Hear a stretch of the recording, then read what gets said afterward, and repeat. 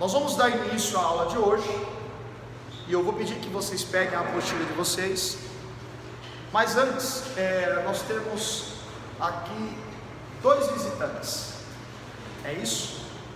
O nome o seu nome? Cauã. E o seu nome? Karine. Cauã e Karine, me permitam, são irmãos? A fisionomia não deixa a gente ficar enganado. Bom, estão como visitantes aqui hoje, certo? Bom, caso queira gostar ou goste da aula e queira ficar conosco, após a aula pode conversar comigo, com a nossa secretária Sheila, tá bom? Para vocês pegarem a ficha de vocês e preencher. Bom, no demais, pegue aí a apostila de vocês. Eu sei que vocês dois não têm apostila. Se vocês puderem sentar próximo a alguém, você tem uma aqui, ele vai emprestar uma para vocês, tá bom? Bom, na página 2 nós temos o índice, tá? Pastor Cristiano, não tem? Tá. Na página 2 nós temos aí o índice dos assuntos que nós iremos tratar dentro da apostila. Pode ser, tá bom?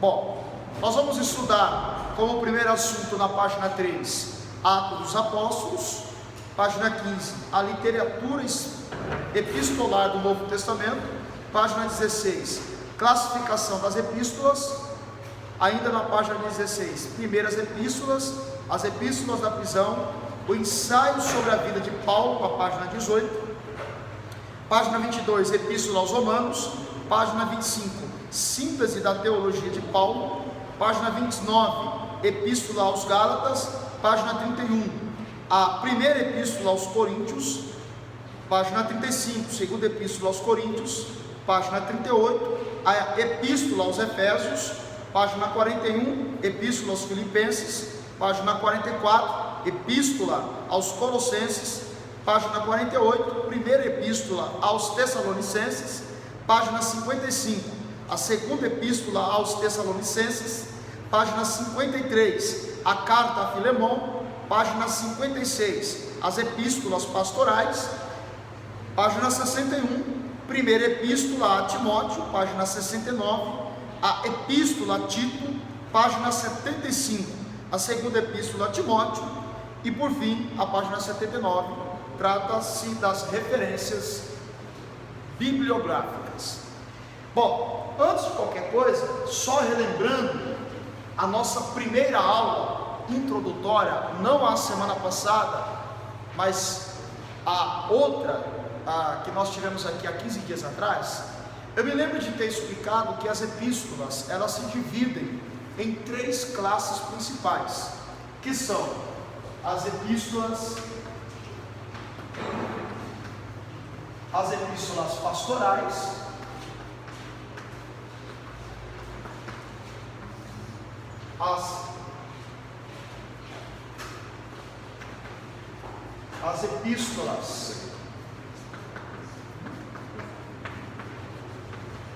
as epístolas gerais e as epístolas locais. Bom, essas são as 3 divisórias das epístolas do Novo Testamento. Lembrando que as epístolas do Novo Testamento é composta por 21 cartas. 21 cartas divididas em 3 grupos. Tá? Quando nós falamos de epístolas pastorais, são as epístolas cujo conteúdo trata-se de conselhos pastorais. E essas cartas pastorais são as epístolas de 1ª e 2ª Timóteo, estou abreviando aqui, e a carta a Tito. Essas 3 epístolas compõem as epístolas pastorais. Quando nós falamos de epístolas gerais, são cartas escritas a igrejas de forma geral, ou que o conteúdo dessas cartas fossem lidas para todas as igrejas existentes da região ali, da Ásia, de Israel e dos países circunvizinhos. Essas epístolas gerais, nós chamamos elas também de epístolas universais, porque elas não foram escritas para endereços fixos, diferente das epístolas locais.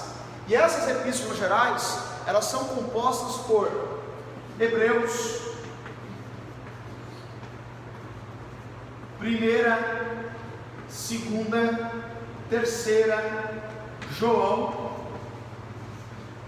1ª, 2ª, Pedro, Tiago, está faltando mais algum? E Judas. Essas são as epístolas conhecidas como epístolas gerais. Por que são gerais? Porque eram para ser entregues e lidas para todas as igrejas, ok? Quando nós falamos de epístolas locais, nós estamos falando de cartas, de epístolas que foram escritas para endereços físicos, para cidades específicas, como Romanos, Efésios, Filemão, 1ª, 2ª Coríntios, 1ª, 2ª Tessalonicenses, Colossenses. Acho que vai faltar espaço aqui, tá? Deixa eu parar aqui. Vou continuar aqui, ó. Filipenses, Gálatas,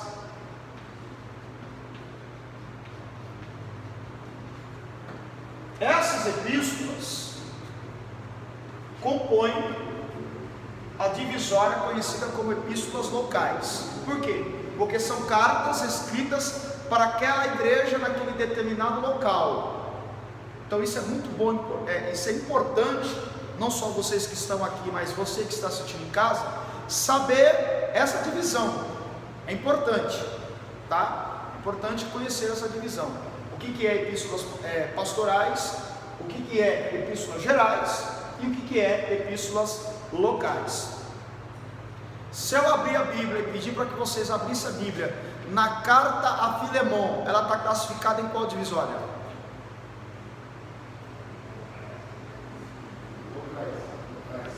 Epístolas locais, tá? Se eu pedir para vocês abrir a carta de Tito, a epístola de Tito, ok? Então é muito bom nesse primeiro momento você entender cada uma dessas divisórias. Faça as suas anotações, lembrando que nós temos por costume passar prova para vocês, tá bom? Bom, o segundo ponto que eu gostaria que vocês tomassem nota, só lembrando, na semana passada, aí sim, na segunda aula introdutória, nós falamos e temos aqui uma pincelada sobre a introdução a Atos dos Apóstolos. Porque veja bem, essas igrejas aqui, ou essas cartas, elas são produtos daquilo que está registrado no livro de Atos dos Apóstolos. Romanos, Efésios, Filemão, 1ª e 2ª Coríntios, 1ª e 2ª Tessalonicenses, Colossenses, Filipenses e Gálatas, tá bom? São conhecidas como epístolas locais. Bom, semana passada nós fizemos aqui uma introdução sobre o livro de Atos dos Apóstolos. A propósito, por que este livro recebe o nome de Atos dos Apóstolos? Por quê?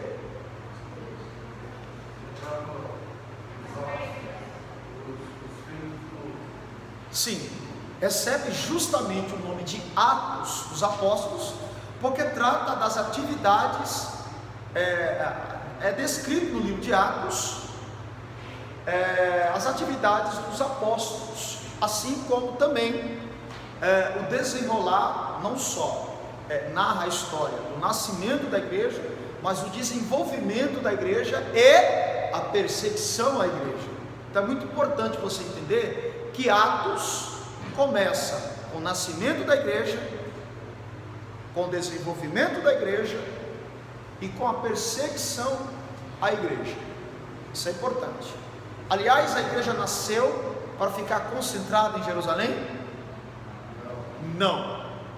Nós estudamos aqui na aula passada, e quem está chegando agora ou quem não teve acesso, temos um link, no YouTube, no nosso canal, onde você pode estar revendo a aula anterior.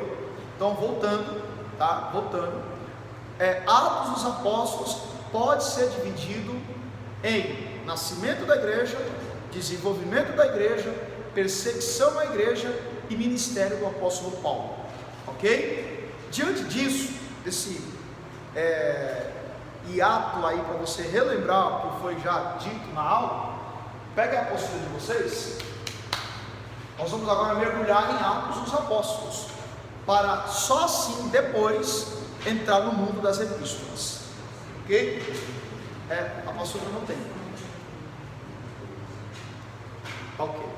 Se você puder acompanhar com o pastor. Tudo bem?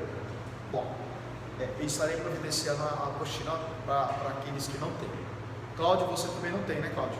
Tem? Tem, bom, na página 3, nós temos aí a introdução a Atos dos Apóstolos. Bom, acompanhe comigo essa leitura na sua apostila.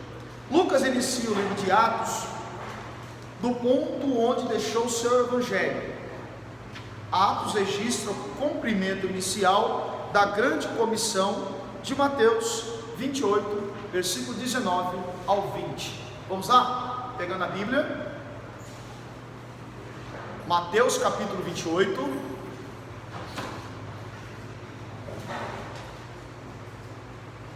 Ok? Mateus capítulo 28,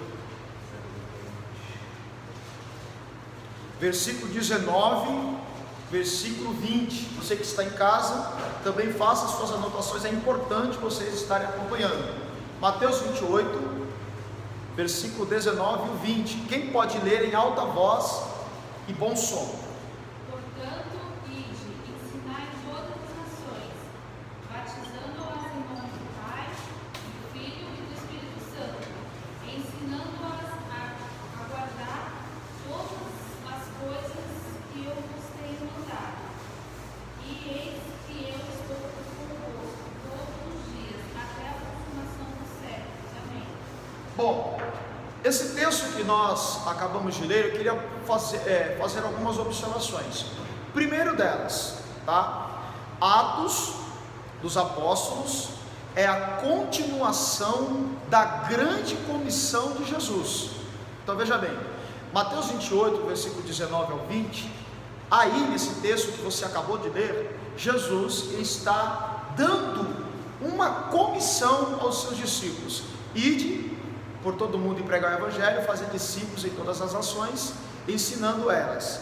Nesse ponto de vista, Cristo está recomendando que os discípulos continuem a sua obra evangelizadora após a subida dele, Cristo, aos céus. E isso vai acontecer em Atos dos Apóstolos. Todos os registros descritos em Atos dos Apóstolos só foi possível depois que Jesus subiu aos céus. Você lembra que na aula passada nós lemos aqui Atos capítulo 1, quando Cristo ele recomendou para que eles ficassem em Jerusalém, que ele derramaria o seu Espírito, que eles seriam testemunhas em Jerusalém, Judeia, Samaria e até os confins da terra. A partir desse momento, Jesus passa a levitar diante dos olhos de todos eles, e a partir de então começa a grande comissão de Mateus 28, do 19 ao 20. Como eu disse, eu queria fazer algumas observações nesse texto de Mateus 28. A primeira grande delas está no verbo ide. Ide. Esse verbo ide está na sua conjectura como verbo imperativo.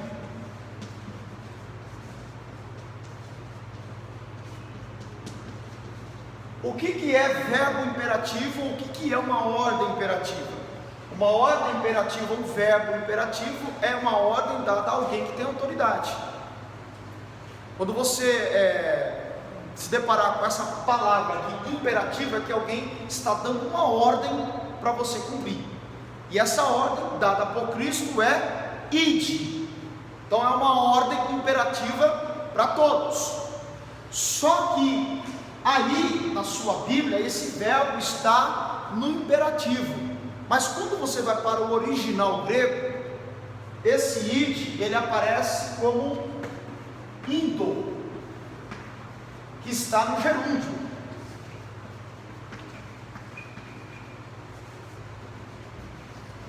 Só relembrando as aulas de português, quem lembra? Então vamos lá. Então, verbo ide está na forma imperativa. Quando você vai para o original grego, ela aparece na forma de gerúndio. O que isso quer dizer?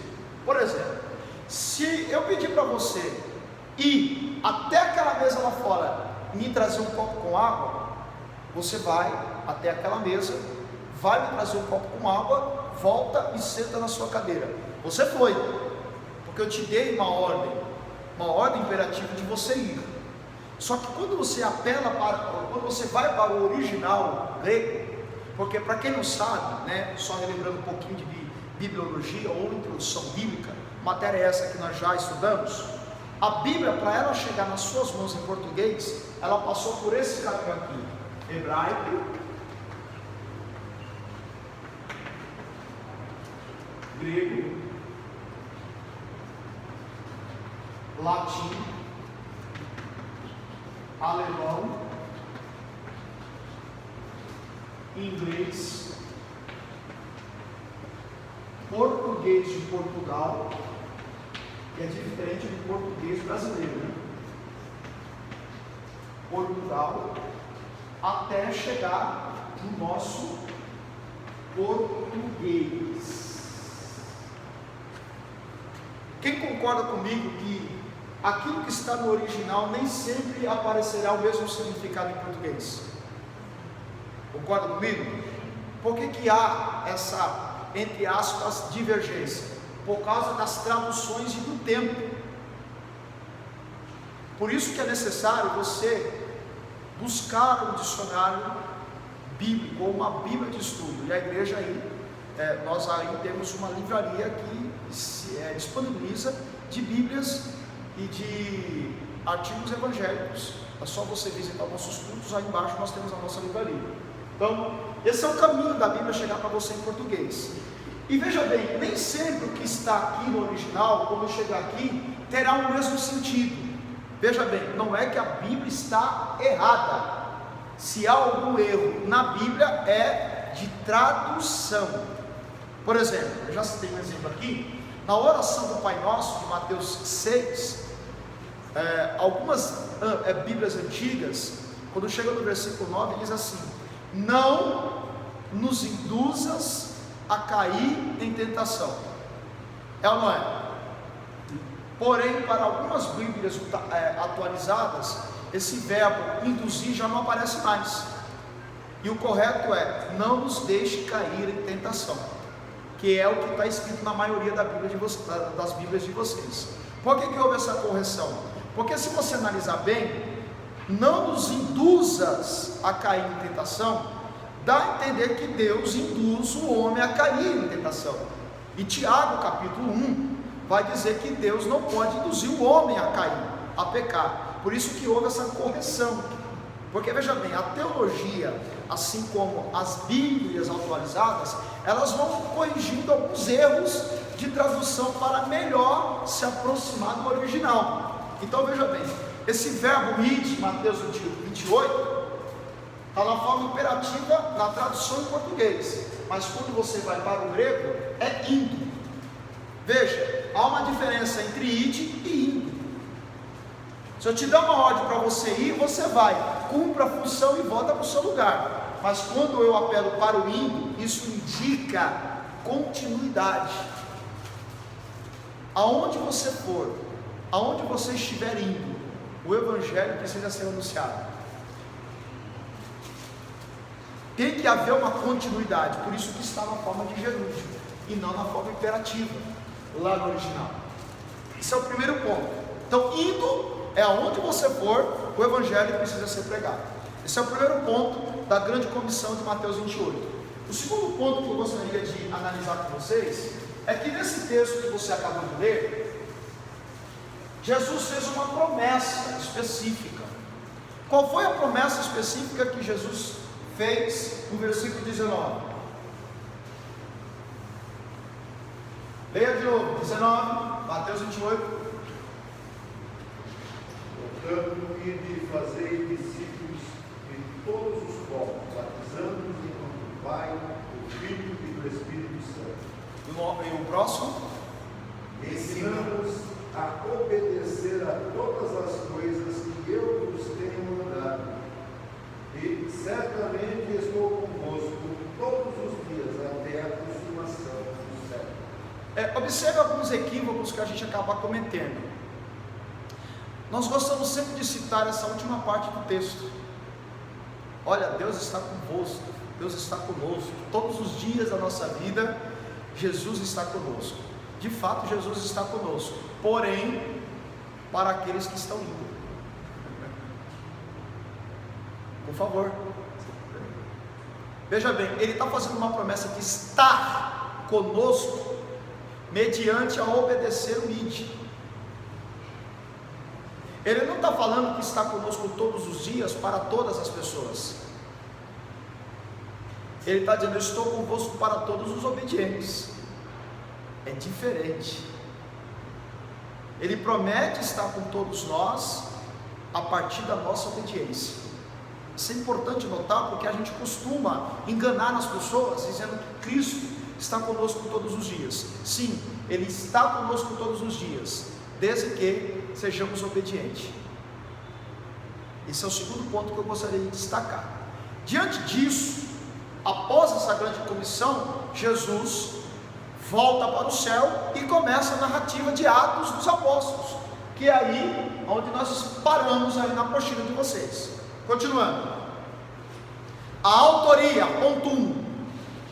De acordo com a tradição da igreja primitiva, Lucas foi o autor do livro de Atos. Assim sendo, Atos é a sequência do Evangelho de Lucas. Você pode prestar bem atenção. Assim que termina Lucas 24, veja aí, Lucas, vamos lá, Evangelho de Lucas, capítulo 24, versículo 49.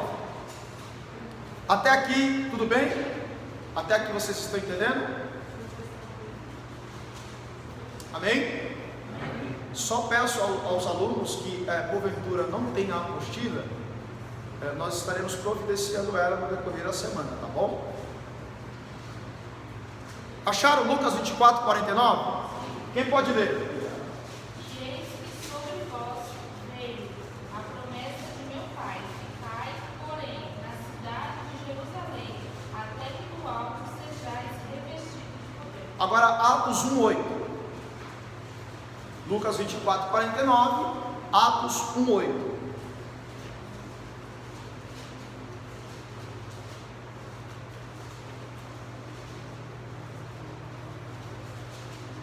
Quem pode ler? Mas recebereis a virtude do Espírito Santo, que há de vir sobre vós, e sereis testemunhas tanto em Jerusalém, como em toda a Judéia, Samaria, e até aos confins da terra. Se você pegar esses dois textos que nós acabamos de ler, eles são semelhantes. Eis que vos envio a promessa do meu Pai, ficar em Jerusalém até que do alto sejais revestidos de poder. Atos 1:8. Mas derramarei do meu espírito, e vocês serão minhas testemunhas, tanto em Jerusalém, Judéia, Samaria e até os confins da... Há uma semelhança, sim ou não? Essa semelhança, ela é possível porque trata-se do mesmo autor. Então veja bem, quando eu perguntar lá na prova, quem é o autor do livro de Atos dos Apóstolos? Quem seria? Lucas. Então Lucas, ele escreveu 2 livros do Novo Testamento: Atos dos Apóstolos e Lucas, o evangelho que leva o seu nome. Então, pela tradição, o Evangelho de Lucas foi escrito primeiro, e na sequência o livro de Atos dos Apóstolos. O que chama a atenção é que Lucas, ele não andou com Jesus.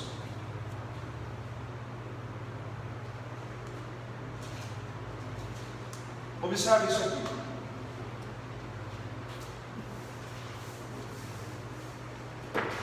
Dos 4 evangelistas, Mateus, Marcos, Lucas, João, 2 deles fizeram parte do ministério de Jesus, e os outros 2 do ministério do apóstolo Paulo. Eu vos pergunto, dos 4 evangelistas, 2 andaram com Jesus, ou fizeram parte do ministério de Jesus. Quem são eles? Mateus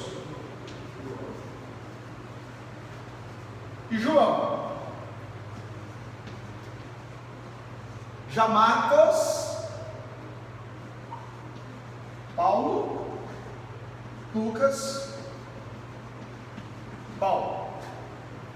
Então isso indica, tá? Isso indica que Mateus e João, eles fazem parte do ministério de Cristo.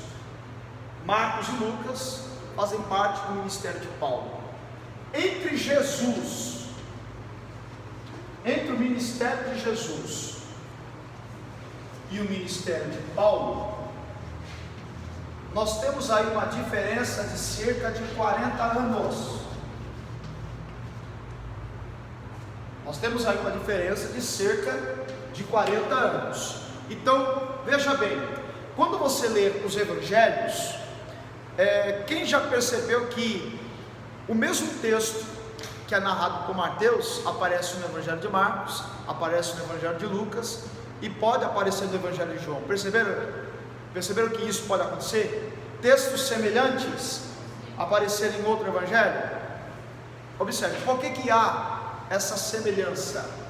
Porque veja bem, o que Mateus escreve sobre Jesus, sobre os feitos de Jesus, e o que João escreve sobre Jesus, os feitos de Jesus, parecem serem descritos a partir de testemunha ocular. Por quê? Porque Mateus e João estão no ministério de Jesus, então eles vão ver os feitos de Jesus, os milagres de Jesus, como testemunhas oculares.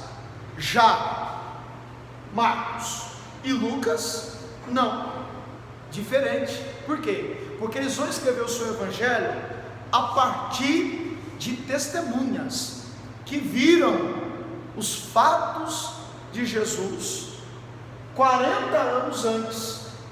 Você vai pegar, daqui a pouco nós vamos ler um texto em que Lucas, para escrever o seu evangelho, ele fez uma pesquisa junto àqueles que naquele momento da vida de Lucas já eram idosos, mas que na sua juventude presenciaram os milagres de Jesus.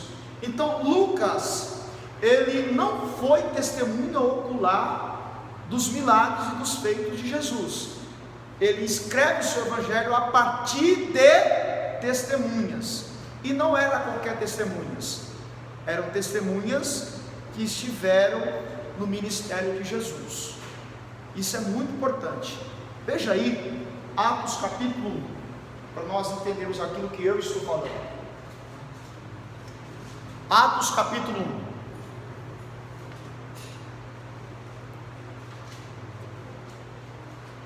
Porque você vai ver mais adiante na apostila que a profissão de Lucas era médico. Ele era médico particular de Paulo também. Mas além de médico, Lucas, ele exerceu algumas funções políticas. Lucas, ele também exerceu a função de historiógrafo. O que ele vai narrar no seu evangelho é uma biografia, e para ele buscar fontes fidedignas para compor a sua biografia, ele tem que procurar pessoas idôneas, que estiveram com Jesus e que de fato possa comprovar o que Mateus e o que João escreveram. Eu não sei se vocês já perceberam, mas alguns textos, por exemplo, se eu não me engano, eu não sei se é em Marcos ou em Lucas, que fala de 2 cegos de Jericó. Mateus fala de 2 cegos de Jericó. Só que Lucas cita o cego Bartimeu, que é um dos 2 cegos de Jericó descrito por Mateus. Mas aí alguém pode perguntar: há contradição entre os 2 evangelhos? De maneira nenhuma. Mateus, por ser testemunha ocular, diz que foi 2 cegos, mas para Mateus ele julgou não importante citar o nome do cego, mas Lucas cita o nome de um dos cegos, que se chamava Bartimeu, em Lucas 19, não ocultando a cura do outro cego. Veja que não há contradição, apenas um cita 2 e Lucas cita 1. Por que Lucas cita 1? Porque na hora que ele foi consultar aquelas pessoas que presenciaram o milagre, essas pessoas que relataram o milagre ocultaram o nome do segundo cego. Por isso que Lucas, que não estava presente na hora da cura, escreveu apenas o nome de um cego. Por quê? Porque ele não estava presente. Ele está escrevendo uma biografia a partir da versão de terceiros. Veja aí Atos, vamos lá, versículo 1, o 2 e o 3. Quem pode ler? Pode ler.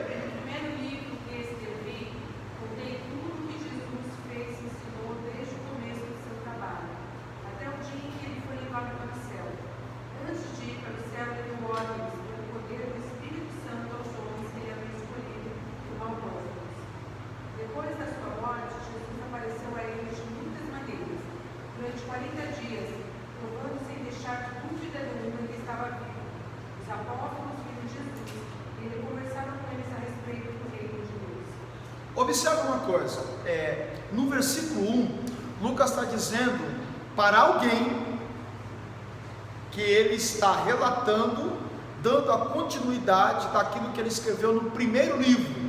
E esse primeiro livro que Lucas escreveu, qual foi? Qual foi? O seu Evangelho. Veja aí, compare o versículo 1 do capítulo 1 de Atos com o capítulo 1 e o versículo 1 de Lucas. Vamos lá, Lucas, capítulo 1.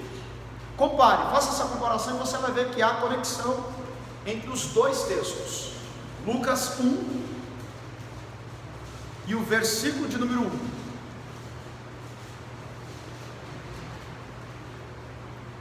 Leia.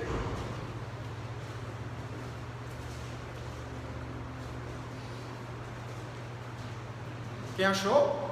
Pode ler. Visto que muitos têm aprendido a fazer uma narração ordenada dos fatos que entre nós se realizaram. Segundo, nos transmitiram os que desde o princípio foram testemunhas oculares e ministros da palavra.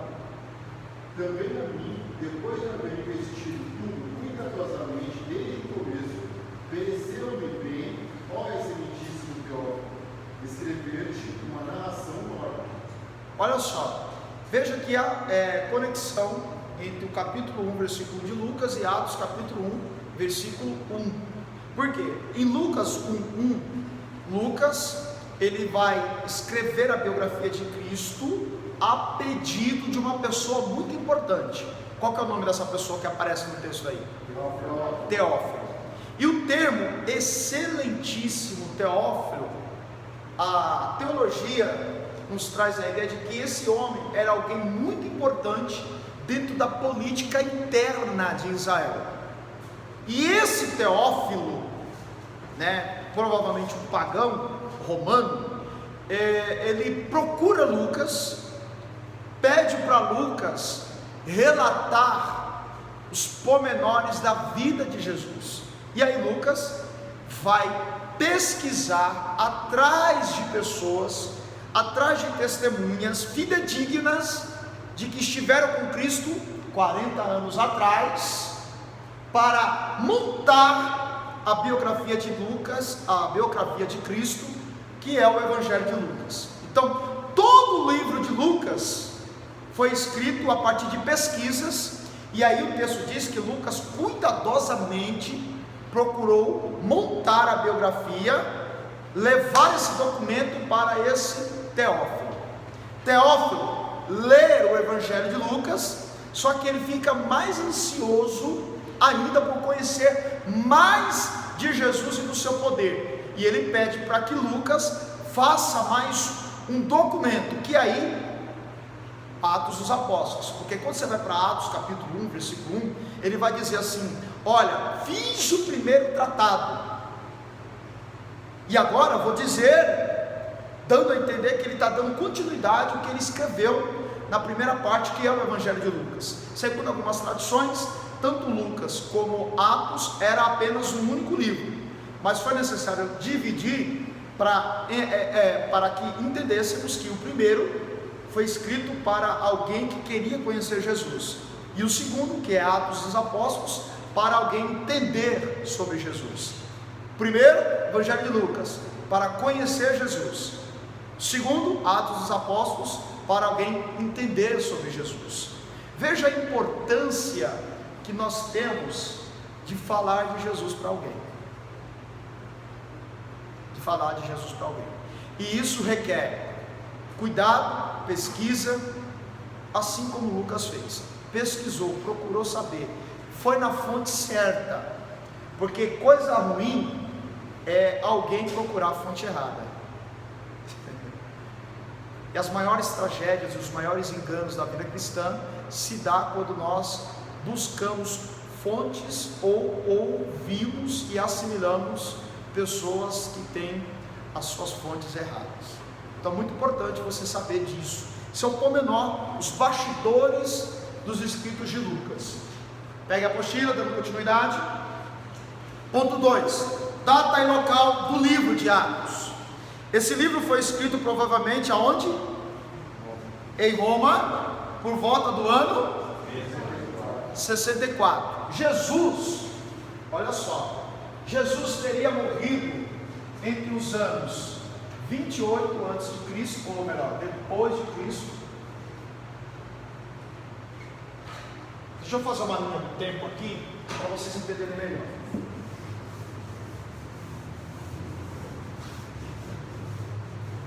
Essas aulas, gente, elas são importantes vocês fazerem presenciais, porque elas são muito técnicas. Porque o vídeo ajuda bastante, mas você presencialmente aqui é muito importante, porque essas aulas elas são técnicas. Se você perder o fio da meada, você destoa de todo o assunto. Então veja bem, imaginemos que isso aqui seja a linha do tempo, tá? Linha do tempo. Aqui está o ponto zero da história. Aqui costumamos chamar de antes de Cristo, e aqui depois de Cristo. Então vamos lá. Segundo alguns cálculos, aqui por volta de 4.000 anos antes de Jesus nascer, nós estamos em que ano? 2021. Então, segundo a teologia, no ano 4.000 antes de Jesus nascer, Adão e Eva foram criados.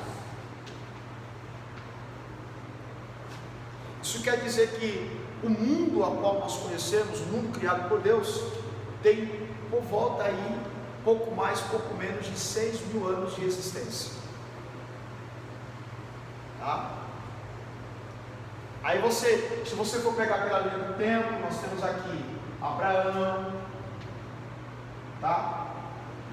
Aqui nós vamos encontrar, vamos lá, Noé, até chegar em Jesus. Em Jesus. O importante também é que quando nós falamos antes de Cristo, nós sempre contamos de trás, ou de frente para trás, ordem decrescente.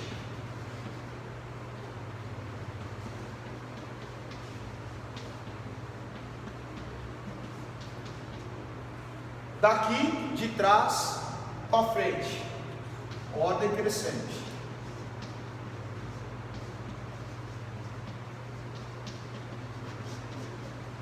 Isso é importante. Por quê?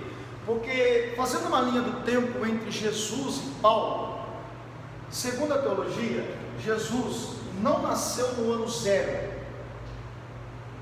nasceu por volta, tá, do ano 5 antes de Cristo. Por quê? Porque esse calendário que nós adotamos e que nós seguimos até hoje é chamado de calendário gregoriano. Por que é chamado de calendário gregoriano? Gregoriano vem de Gregório, um papa que, segundo os seus cálculos, ele calculou o atual calendário. Só que foi descoberto pela história que o Papa Gregório, ao montar o atual calendário ao qual nós seguimos, ele errou em 5 anos.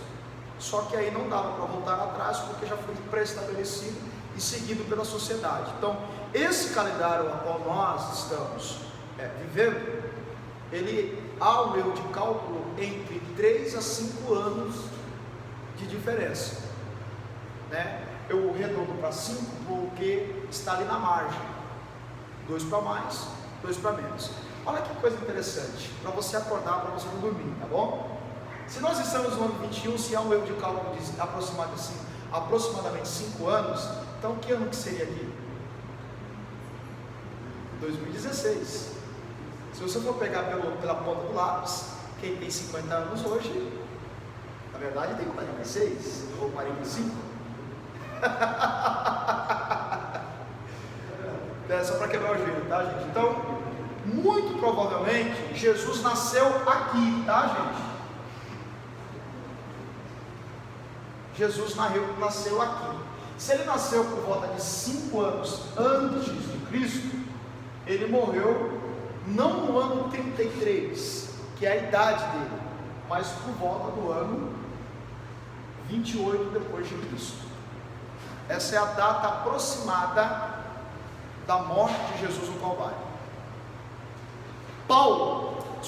Lucas, ele vai escrever o Evangelho ou Atos dos Apóstolos em 64 depois de Cristo. Qual que é a diferença mais ou menos? 40 anos, é isso? 40 anos. Então, entre 37, 38 a 40 anos depois de Jesus, Lucas surge no cenário escrevendo Atos dos Apóstolos. Os irmãos compreenderam essa linha do tempo? Ficou alguma dúvida? Então vamos lá. Fazer uma pergunta, já que vocês entenderam. 2.500 anos atrás, aliás, 2.500 anos de Cristo. Se aqui é 2.500 anos antes de Cristo, qual é a pergunta correta que eu vou fazer?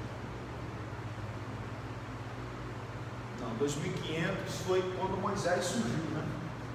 Moisés apareceu aqui no cenário por volta de 2.500 anos antes de Jesus nascer.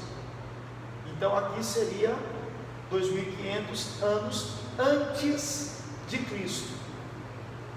Anos antes de Cristo. E aqui, se você for pegar 2.500, ainda não aconteceu, que seria depois de Cristo. É muito importante você tomar nota e noção dessa linha do tempo, tá, gente? Ok? Então vamos lá. Então Cristo morreu aqui. Então Mateus e João passaram a escrever o Evangelho aproximadamente aqui, tá? Após a morte de Cristo. E Lucas acaba escrevendo Atos aqui. Uma diferença mais ou menos de 40 anos. Mateus e João não eram dois livros, Não entendi. Quando Lucas entra em cena, Mateus e João já estão falecidos. Mateus e João não. Mateus está falecido. João já está em sua velhice na ilha de Patmos. Ele morre com aproximadamente 100 anos de idade, após sair da ilha de Patmos, ilha essa que ele vai escrever o Apocalipse. Assim que ele termina o Apocalipse, ele volta para Éfeso e morre, né, de morte natural. Ele é o último dos apóstolos a morrer entre os 12. Lucas, ele não foi apóstolo de Cristo, tá, gente? Ele foi seguidor do ministério de Paulo. Amém? Intervalinho aí de 5 minutinhos, tá bom? Depois continuamos.